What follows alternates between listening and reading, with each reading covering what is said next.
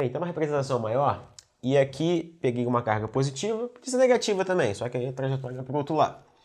E aí, ó, carga positiva, velocidade para cima, o campo está para dentro, então a força vai estar assim, fazendo a partícula fazer esse tipo de movimento. Só que como é que eu faço para determinar, por exemplo, o tamanho desse raio, já que é uma trajetória circular que a gente está vendo, como é que funciona? Como é uma trajetória circular, a força resultante é a força centrípeta. Então eu tenho, ó, força magnética igual a força centrípeta. Força magnética é QVB seno de θ. E força centrípeta é mv ao quadrado sobre r. Tá? Ó, o seno de θ, lembra que era o ângulo, né? Θ era o ângulo entre a velocidade e o campo. A velocidade e o campo formam 90 graus. Então isso aqui vale 1. Seno de 90 vale 1. Eu posso cancelar aqui, ó, essa velocidade com essa. E aí quando eu rearrumar aqui, eu vou ter a equação da Raimunda. É a equação da Raimunda.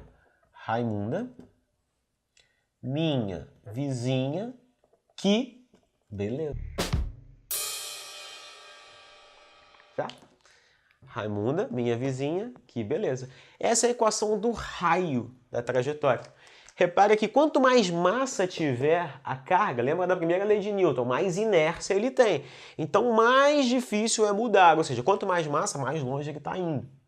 Se eu jogar duas partículas com mesma carga, mas massas diferentes, a que tiver maior massa vai ter o maior raio. A que tiver menor massa vai ter o menor raio. Quanto mais veloz eu lançar, mais longe ela está indo. E aí a carga e o campo são os caras que vão dificultar, ou seja, é inversamente proporcional. Diretamente proporcional à massa e à velocidade, e inversamente proporcional à carga e o campo. Agora assim, tá, André, mas para que serve isso? Bom, não é da sua época, provavelmente, a não ser que você tenha uma idade lá mais avançada, que também não é a minha época, né? Brincadeira. Lembra daquelas televisões de tubo? Isso, essa aí mesmo, essa televisão de tubo. Aquele tubo era exatamente lá para os raios catódicos, então a gente tinha, por exemplo, o lançamento dessas partículas ali, dessas cargas, e elas passavam pelo aquele tubo que tinham ímãs com campos magnéticos ali relativamente fortes, e aí essas cargas seriam desviadas e, ao bater na chapa, formava as imagens. Aí lembra? Não, você não vai lembrar, mas enfim, pergunta lá ao seu avô, ao seu pai, ele vai dizer que quando você encostava assim perto, os cabelos ficavam aqui, tipo, eletrizados, né? Na verdade, a placa está eletrizada. Então, como aqui está neutro, lembra daquele processo de eletrização por indução? Então você ficava aqui arrepiado, né?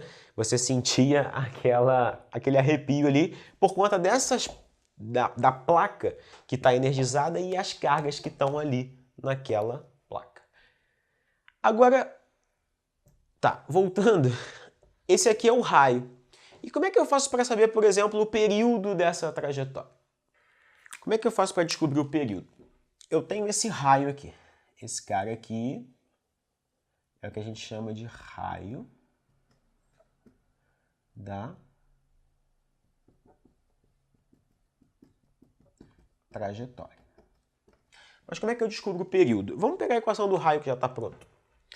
O raio é a massa vezes a velocidade dividido pelo QB.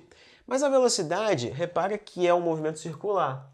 Então, velocidade aqui constante, distância sobre tempo, e a distância é 2πr, que é o comprimento da circunferência. Está pegando aqui meia circunferência, mas é o comprimento. Então, é 2πr sobre t. Esse 2πr sobre t é a velocidade, que é o do trajetória circular. Esse raio vai embora com esse raio, e quando eu rearrumar aqui, eu vou ter o período.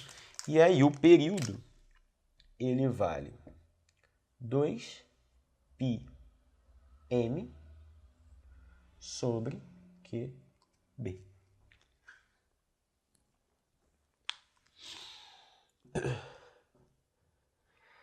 Esse aqui é o período da trajetória. Então aqui, período.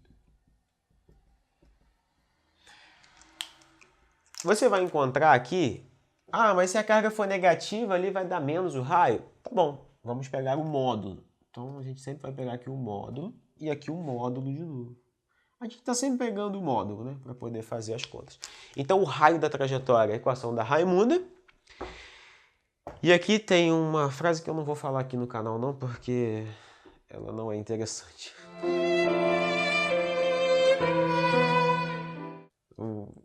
Não, eu vou falar. 2 moles que balançam.